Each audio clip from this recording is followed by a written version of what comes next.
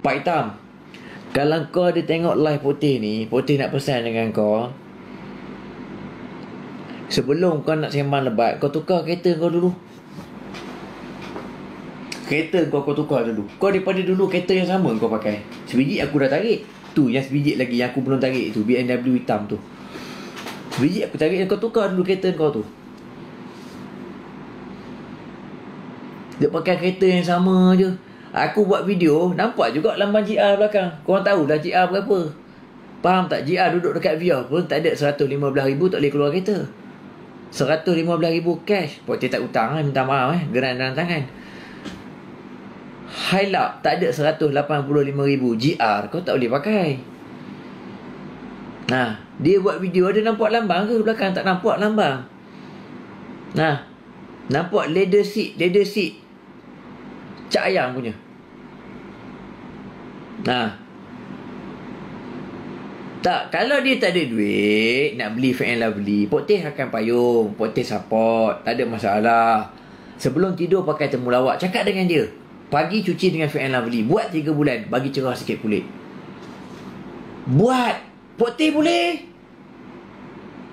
Bang, gangster juga bang. Tidur pakai temulawak, pagi cuci pakai Fair and Lovely. Muka putih, fighter, kulit muka jaga. Ini kulit muka tak jaga, nampak macam asli. Asli lagi handsome ha?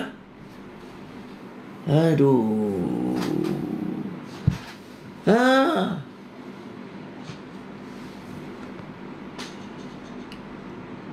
Tak, korang tanya dengan Pak Hitam. Tu. Apa tu? Kau tanya dengan Pak Hitam tu, apa saiz luar dalam dia 3 helai je. Dok rolling pakai yang sama setiap minggu.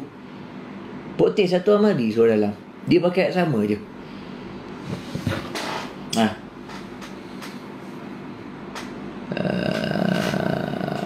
Askar Wataniah. Askar Wataniah, kita tahu dah, tak apalah, tu background dia biarlah.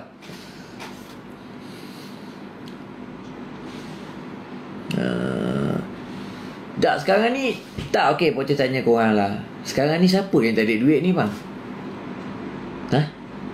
Tak, sekarang ni aku tanya korang, siapa yang tak ada duit ni? Poteh bersihkan muka, shave Poteh punya jambang, janggut semua ni dekat mana? Dekat salon. Faham tak? Seminggu 3 kali, 100.5 seminggu untuk jaga ni jambang ni. Dia sendiri pagi-pagi pakai pisau cukur yang sama. Sebulan sebatang pisau cukur. Satu pisau cukur RM1.20. Sekarang ni siapa yang tak ada duit ni? Siapa yang tak ada duit ni? Boleh tanya ni. Sebulan sebatang pisau cukur. Sebatang RM1.20. Tiap-tiap pagi sebelum buat video, dia tahu dah tengah hari nak buat video pagi.